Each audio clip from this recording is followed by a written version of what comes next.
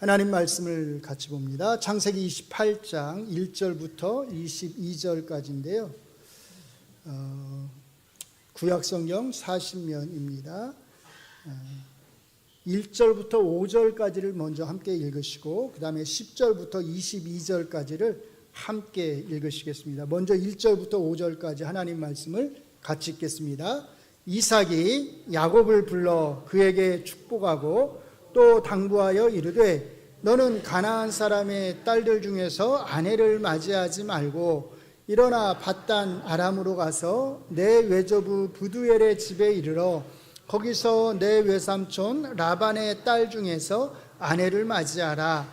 전능하신 하나님이 내게 복을 주시어 내가 생육하고 번성하게 하여 내가 여러 족속을 이루게 하시고 아브라함에게 허락하신 복을 내게 주시되 너와 함께 내 자손에게도 주사 하나님이 아브라함에게 주신 땅 곧 내가 거류하는 땅을 내가 차지하게 하시기를 원하노라. 이에 이삭이 야곱을 보내매 그가 밧단 아람으로 가서 라반에게 이르렀으니 라반은 아람 사람 부두엘의 아들이요 야곱과 에서의 어머니 리브가의 오라비더라. 10절입니다. 야곱이 브엘세바에서 떠나 하란으로 향하여 가더니 한 곳에 이르러는 해가 진지라 거기서 유숙하려고 그곳에 한 돌을 가져다가 베개로 삼고 거기 누워 자더니 꿈에 본즉 사닥다리가 땅 위에 서 있는데 그 꼭대기가 하늘에 닿았고 또 본즉 하나님의 사자들이 그 위에서 오르락 내리락 하고 또 본즉 여호와께서 그 위에 서서 이르시되 나는 여호와니 너의 조부 아브라함의 하나님이요 이삭의 하나님이라. 내가 누워 있는 땅을 내가 너와 내 자손에게 주리니 내 자손이 땅의 티끌같이 되어 내가 서쪽과 동쪽과 북쪽과 남쪽으로 퍼져나갈지며 땅의 모든 족속이 너와 내 자손으로 말미암아 복을 받으리라. 내가 너와 함께 있어 내가 어디로 가든지 너를 지키며 너를 이끌어 이 땅으로 돌아오게 할지라. 내가 내게 허락한 것을 다 이루기까지 너를 떠나지 아니하리라 하신지라. 야곱이 잠이 깨어 이르되 여호와께서 과연 여기 계시거늘 내가 알지 못하였도다. 이에 두려워하여 이르되 두렵도다. 이곳이요 이것은 다름 아닌 하나님의 집이요 이는 하늘의 문이로다 하고 야곱이 아침에 일찍이 일어나 베개로 삼았던 돌을 가져다가 기둥으로 세우고 그 위에 기름을 붓고 그곳 이름을 베델이라 하였더라. 이 성의 옛 이름은 루스더라.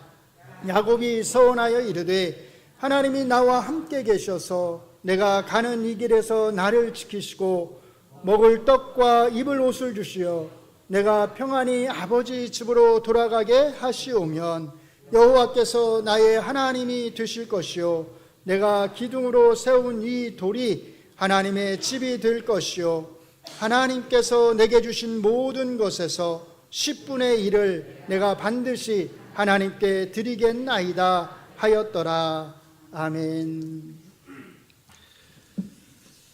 지난주에 저희가 야곱 이야기와 관련해서 중요하게 기억해야 할 것에 대해서 살펴보았습니다. 제가 제일 먼저 설명드렸던 것은 성경이 하나님의 약속과 성취에 대해서 말할 때 이것은 우리가 흔히 생각하는 숙명론 또는 운명론과는 다르다라는 것이었어요. 왜냐하면 성경이 말하는 하나님의 약속과 성취에는 숙명론이나 운명론에는 없는 것 두 가지가 있기 때문입니다. 첫째가 뭐였죠? 하나님의 주권입니다. 둘째는요, 하나님의 섭리입니다. 야곱 이야기가 그의 출생에서부터 하나님의 주권을 강조한다고 하는 사실은 우리 누구나가 사실은 잘 알고 있습니다. 그러나 이 야곱 이야기에서 우리가 대부분 놓치는 것이 바로 하나님의 섭리입니다. 물론 넓은 의미에서 보면 모든 일에 있어서 하나님의 섭리가 작용하고 있다라고 하는 것을 우리 모두가 잘 알고 있습니다. 그런데 우리는 이 야곱 이야기를 읽으면서 그 다음에 나오는 요셉의 이야기에서 느끼는 것처럼 그렇게 하나님의 섭리에 대해서 강하게 느끼지 못하는 것 또한 사실입니다. 그러나 이 야곱 이야기를 읽을 때 우리가 항상 잊지 말아야 할 것, 그것은 하나님의 주권과 함께 하나님의 섭리가 이 이야기에서 놀랍게 작용하고 있다는 것이에요. 그래서 이제 오늘은 바로 이 이야기, 야곱 이야기에 나타나는 하나님의 섭리 이야기를 조금 본격적으로 하려고 합니다. 자, 먼저 지난주에 저희가 읽었던 이 야곱 이야기 전체의 핵심 메시지를 함께 읽는 것으로 시작을 하겠습니다. 같이 읽습니다. 이 야곱 이야기에서 모든 등장인물은 다 한결같이 하나님의 목적에 방해가 되는 방식으로 행동합니다. 그럼에도 불구하고 하나님은 이들을 통해서 하나님 자신의 목적을 이루어 가십니다. 하나님의 섭리를 통해서 말입니다. 우리가 이 야곱 이야기를 바르게 이해하려면 먼저 우리는 하나님의 목적, 다른 말로 표현하면 하나님의 약속이 무엇인지를 알아야 합니다. 하나님의 목적이 무엇이죠? 하나님의 약속이 뭐였죠?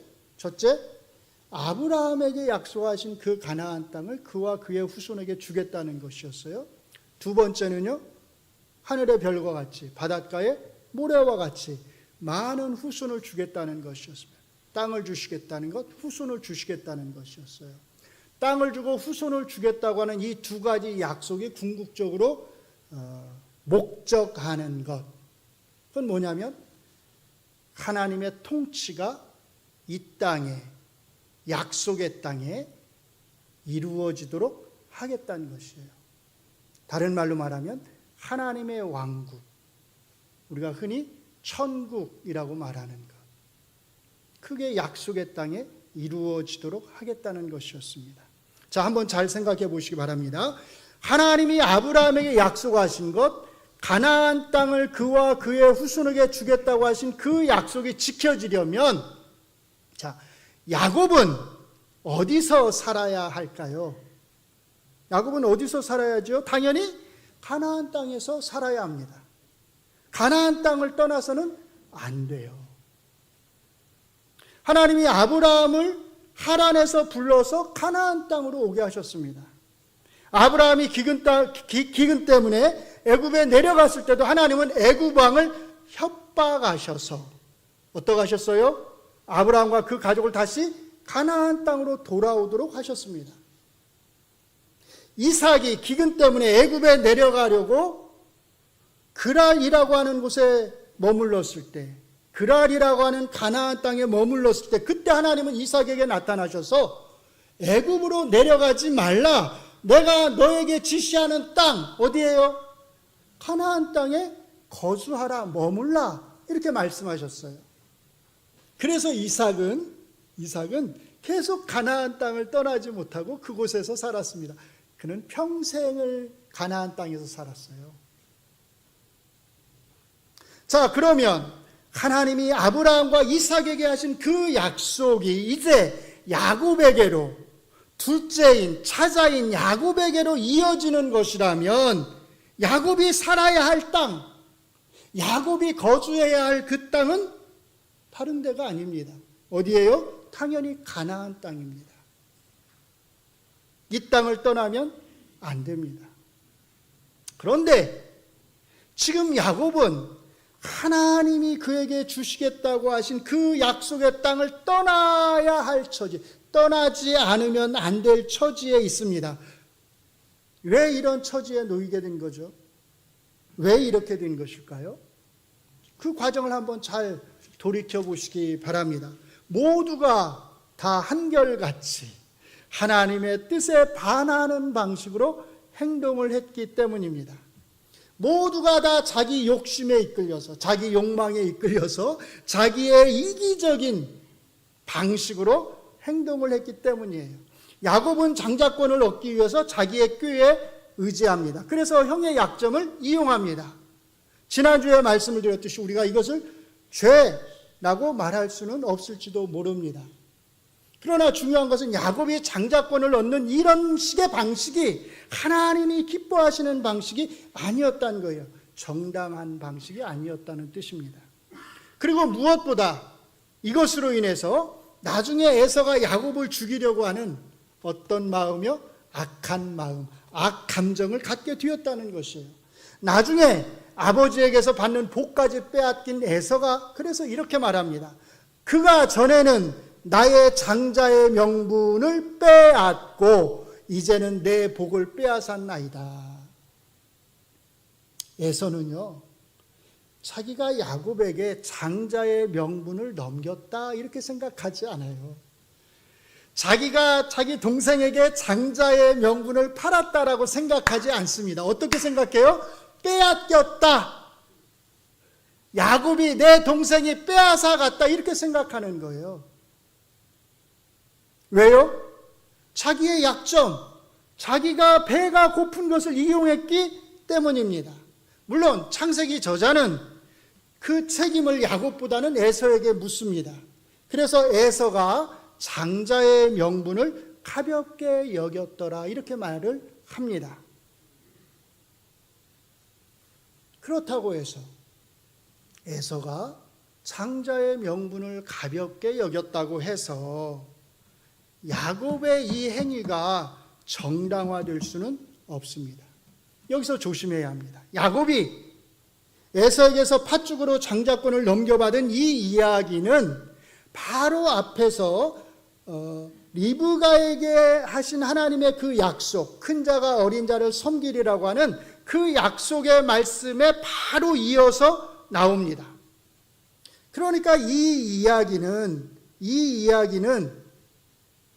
앞에서 하나님이 하신 그 약속이 성취되어 가는 그 하나의 과정을 우리에게 보여준다는 거예요. 그러나 그래서 더더욱 우리가 여기서 조심해야 합니다.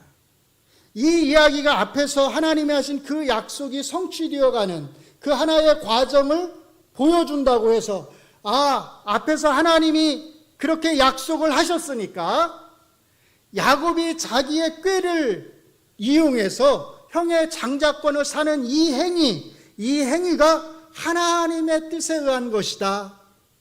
하나님이 이 일을 행하셨다. 이렇게 생각해서는 안 된다는 것입니다. 중요한 포인트는 이것입니다.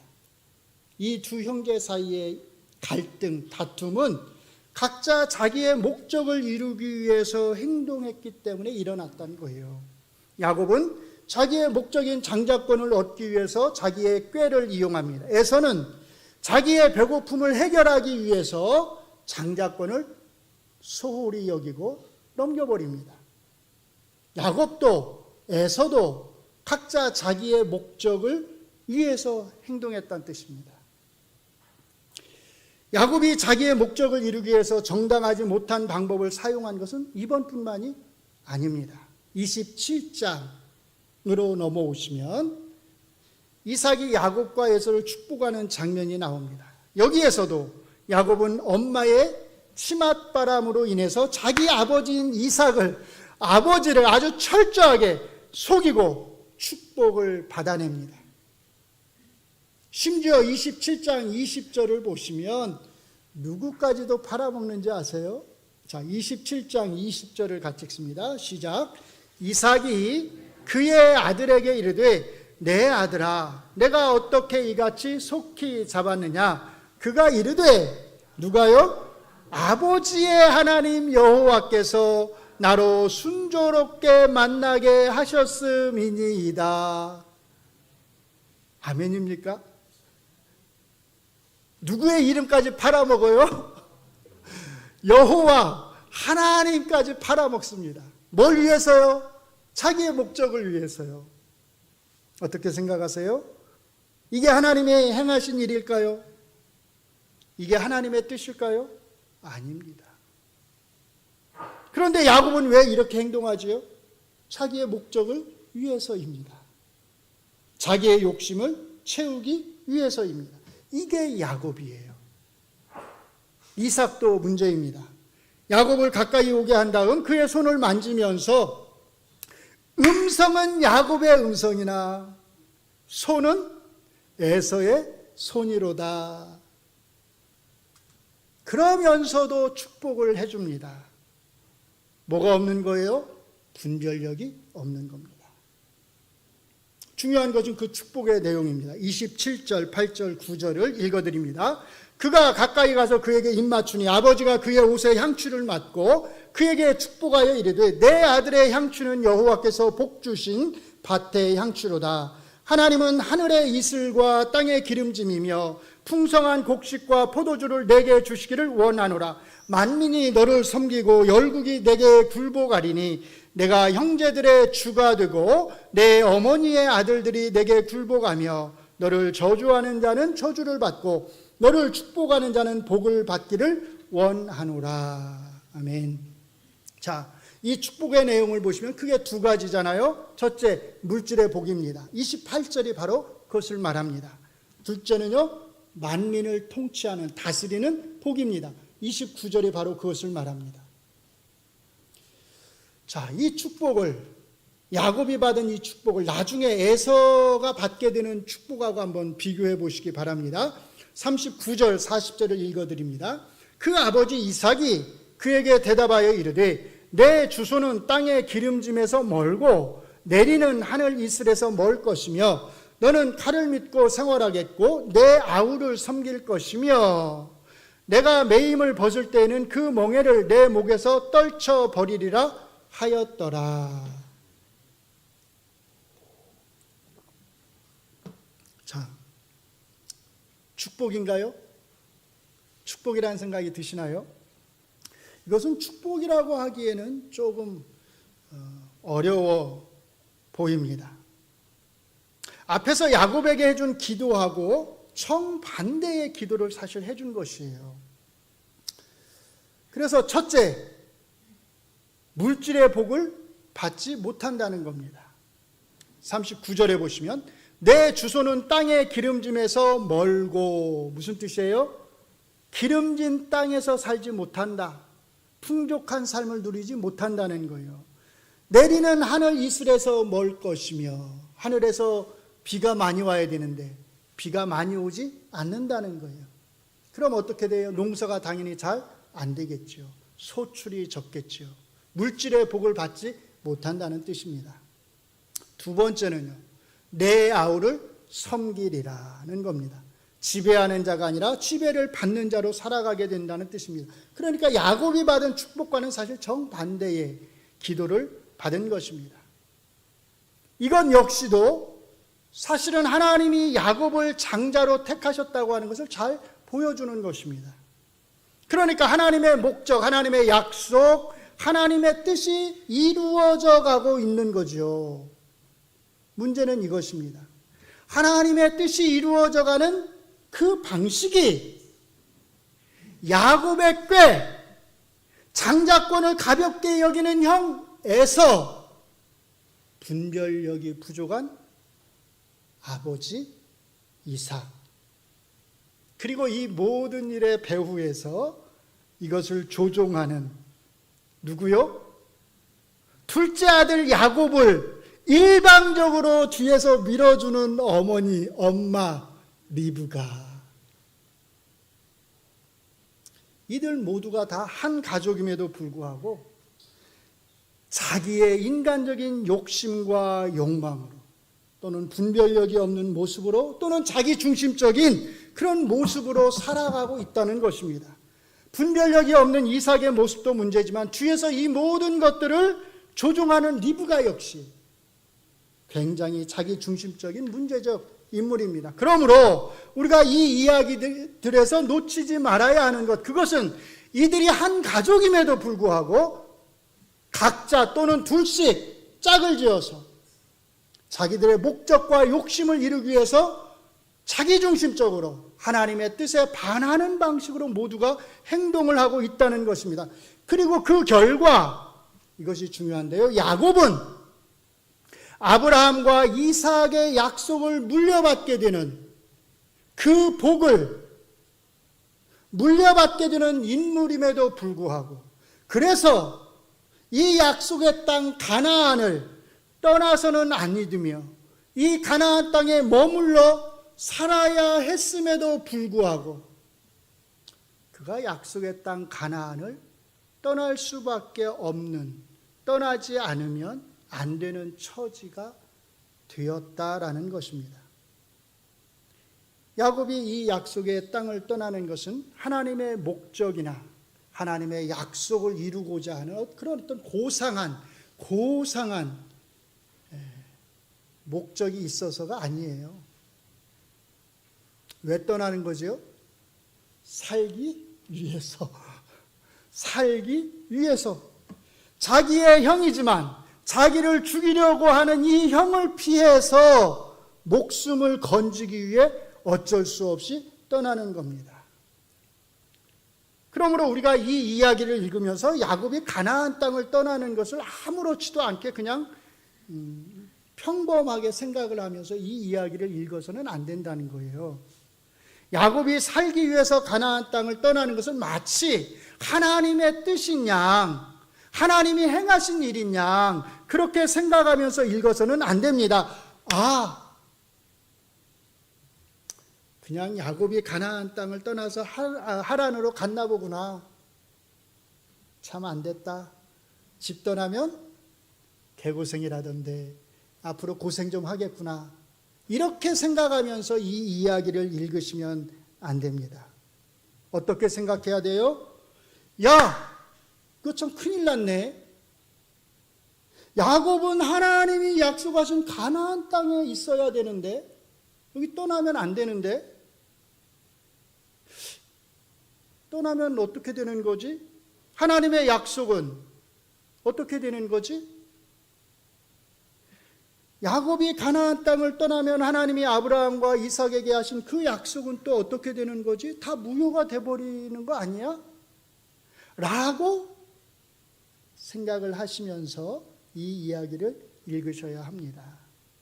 그래야 이 이야기의 맛, 이 이야기가 주는 긴장감, 이 이야기를 이끌어 가시는 하나님의 섭리 역사를 놓치지 않을 수 있습니다. 쉽게 말하면 이 야곱 이야기를 하나의 드라마라고 생각한다면 지금 야곱이 가나안 땅을 떠나는 것은 드라마에서 주인공이 겪게 되는 위기에 해당한다는 거예요.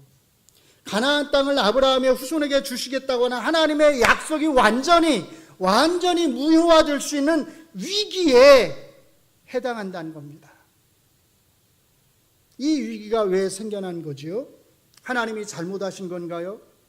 하나님의 섭리인가요? 하나님의 역사인가요?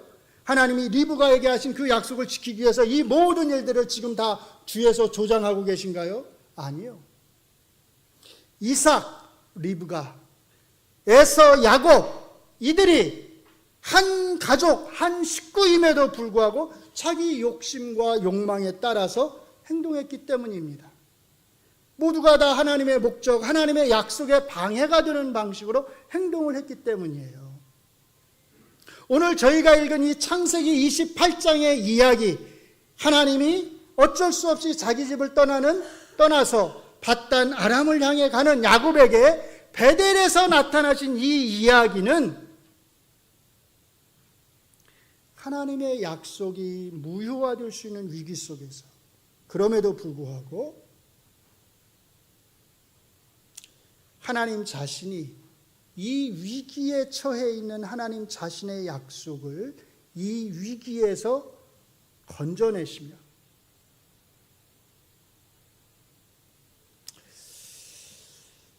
그래서 야곱이 비록 지금은 어쩔 수 없이 살기 위해서 집을 떠나지만 약속의 땅을 떠나지만 다시 이 약속의 땅으로 반드시 돌아오도록 하겠다고 하는 그 하나님의 은혜의 약속을 우리에게 보여주는 것입니다. 다 같이 이 글을 함께 읽겠습니다. 시작. 창세기 28장의 이야기. 어쩔 수 없이 자기 집을 떠나 밧단 아람을 향해 가는 야곱에게 하나님이 베델에서 나타나신 이야기는 하나님의 약속이 무효가 될 수 있는 이런 위기 속에서 그럼에도 불구하고 하나님 자신이 이 위기에 처한 자신의 약속을 이 위기에서 건져내시며, 그래서 야곱이 비록 지금은 살기 위해서 집을 떠나지만 다시 이 약속의 땅으로 반드시 돌아오도록 하겠다고 하는 하나님의 은혜의 약속을 우리에게 보여줍니다. 여기 이곳 창세기 28장에서 하나님은 처음으로 야곱에게 나타나셨습니다. 그리고 자기 자신이 누구이신지를 밝히시면서 이렇게 약속하셨습니다. 13절 14절을 같이 읽습니다. 나는 여호와니 너의 조부 아브라함의 하나님이요 이삭의 하나님이라. 내가 누워있는 땅을 내가 너와 내 자손에게 주리니 내 자손이 땅의 티끌같이 되어 내가 서쪽과 동쪽과 북쪽과 남쪽으로 퍼져나갈지며 땅의 모든 족속이 너와 내 자손으로 말미암아 복을 받으리라. 잘 보시면 누구에게 하셨던 그 약속을 반복하는 거지요? 아브라함에게 하셨던 약속을 반복하는 겁니다. 첫째, 땅. 둘째, 자손. 셋째, 모든 족속이 너로 말미암아 복을 받으리라고 하는 것. 아브라함에게 하셨던 약속의 반복입니다. 그런데 이게 다가 아닙니다. 그 다음에 이렇게 말씀합니다. 15절을 같이 읽습니다. 내가 너와 함께 있어 내가 어디로 가든지 너를 지키며 너를 이끌어 이 땅으로 돌아오게 할지라. 내가 내게 허락한 것을 다 이루기까지 너를 떠나지 아니하리라. 아멘. 하나님의 약속이 무효화될 수 있는 위기의 순간에 하나님이 직접 이 위기의 관리자로 등장하십니다. 재미있는 사실이 하나 있어요. 여러분은 야곱의 생애와 관련해서 이 베델 이야기를 들으면 제일 먼저 떠오르는 게 뭔가요? 자, 베델 이야기 뭐가 떠오르죠? 대개는 돌베개 아니면 대개는 사다리 아닌가요? 그리고 하나님의 사자들이 그 사다리를 정확하게 말하면 이제 계단, 피라미드과 같은 그런 형태의 계단일 텐데요. 그 사다리 위에서 하나님의 사자들이 오르락 내리락 했다는 것일 겁니다. 그리고 심지어 또 어떤 분들은 하나님의 사자들이 그 사다리 위를 내려오고 올라간 것이 아니라 먼저 올라가고 내려왔다는데 큰 의미를 부여합니다. 왜 먼저 올라갔다는 게 중요한 거죠? 이 땅의 기도들을 하나님의 사자들이 받아서 가지고 올라갔기 때문이다라는 거예요. 갖다가 붙이기도 참 잘합니다. 그런 식으로 함부로 갖다가 붙이는 것은 잘못입니다. 우리가 얼마나 성경을 자의적으로 우리 마음대로 읽는지를 알 수 있습니다. 여기서 중요한 것은 사다리가 아니에요. 사다리는 까먹어도 좋습니다. 물론 까먹지 않겠지만요. 자, 우리가 여기서 보아야 하는 것, 그것은 하나님의 사자들이 오르락 내리락 하는 그 사다리의 끝, 위쪽 끝, 어디죠? 하늘에 하나님이 계셨고, 하늘에 계시는 그 하나님이 야곱에게 하신 말씀입니다. 사다리보다 올라갔다가 내려왔느냐, 내려왔다가 올라갔느냐라고 하는 그 순서보다 그 사다리의 끝, 하늘에서 들려온 하나님의 말씀, 하나님의 음성에 포커스를 맞추어야 합니다. 약속의 땅을 떠나서 이방의 땅으로 향하는 야곱에게 하나님이 처음으로 나타나셔서 하신 말씀. 야곱아, 걱정하지 마. 내가 너와 함께 갈게. 내가 너로 하여금 다시 이 땅으로 돌아오도록 할게. 너 혼자 떠난다고 생각하지 마. 네가 있는 그곳에 내가 있을 거야. 네가 있는 그 이방의 땅에 나도 있을 거야. 그리고 내가 너를 이 땅으로, 이 약속의 땅으로 다시 데려올 거야. 놀라운 은혜의 말씀이죠. 이 놀라운 은혜의 말씀은 있고 사다리만 기억하고 돌베개만 기억하면 되겠습니까? 정말 놀라운 은혜의 말씀을 하십니다. 그런데 더 놀라운 사실이 있습니다. 이런 놀라운 은혜의 말씀을 하시면서도 하나님은 야곱에게 단 한 가지 조건도 붙이지 않으신다는 것이에요. 그냥 일방적인 은혜의 말씀만 하십니다.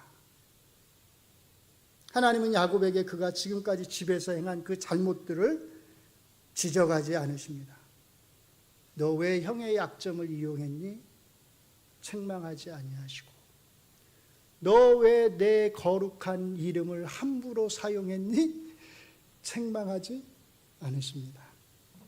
다음부터는 그러면 안 돼 라고도 말씀하지 않으십니다. 하나님은 야곱에게 야, 너 그 잘못된 성품 좀 고쳐라. 욕심 좀 버려라. 그러면 내가 너하고 함께 할게. 이렇게 말씀하지 않으세요. 하나님은 야곱에게 앞으로는 너의 꾀를 의지하면서 살지 말고 제발 나를 의지하면서 좀 살아라. 이렇게 말씀하지 않으십니다. 그래서 그런지 모르겠는데 야곱은 앞으로도 계속 뭘 의지하며 살아갑니까? 자기 꾀를 의지하며 살아갑니다.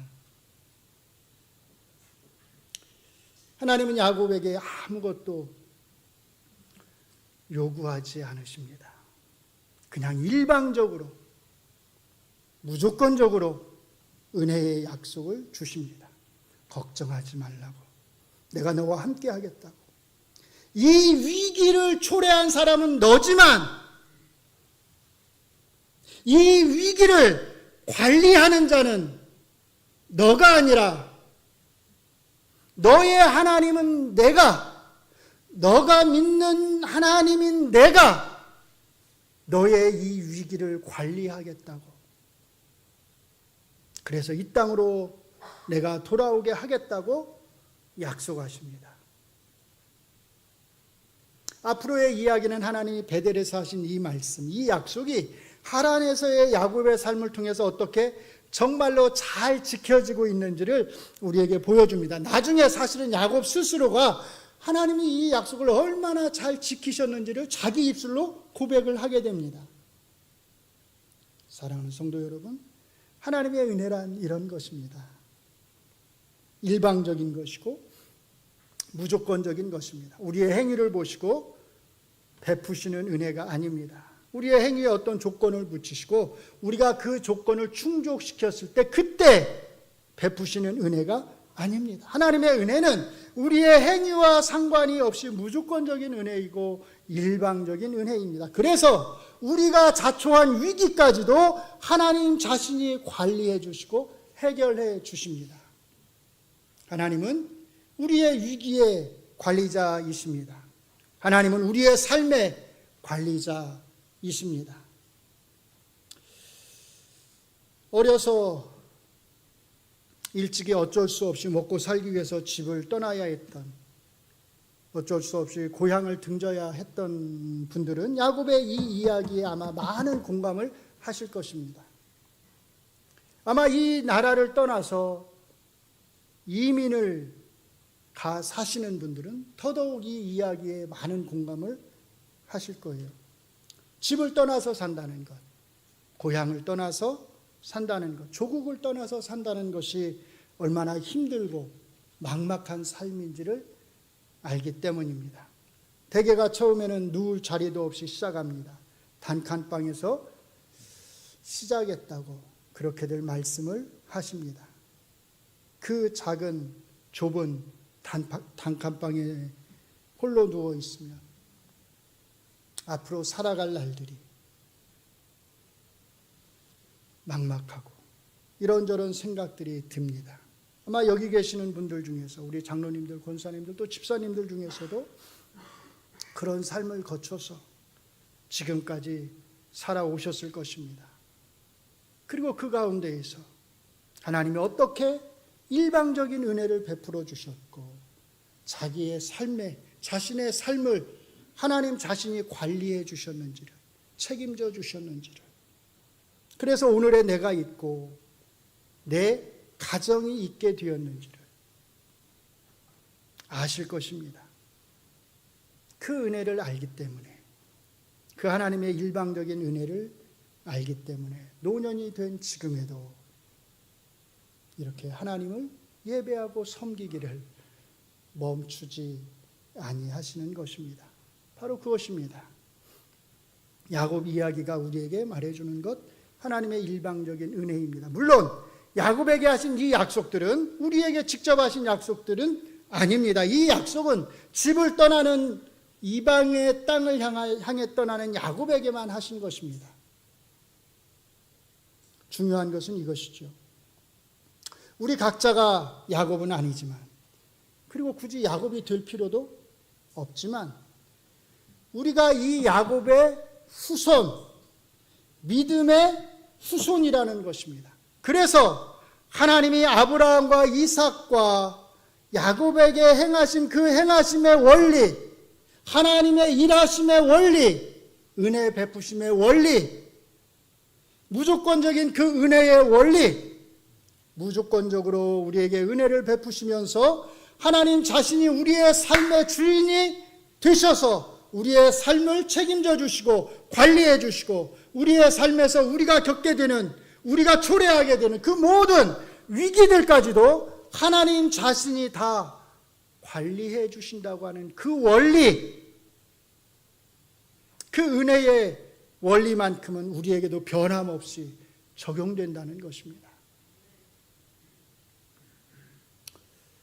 그러므로 우리가 아브라함과 이삭과 오늘 이야기의 주인공인 이 야곱의 참된 후손, 진짜 후손이라고 하는 것이 우리에게 얼마나 큰 복이고 특권인지 모릅니다.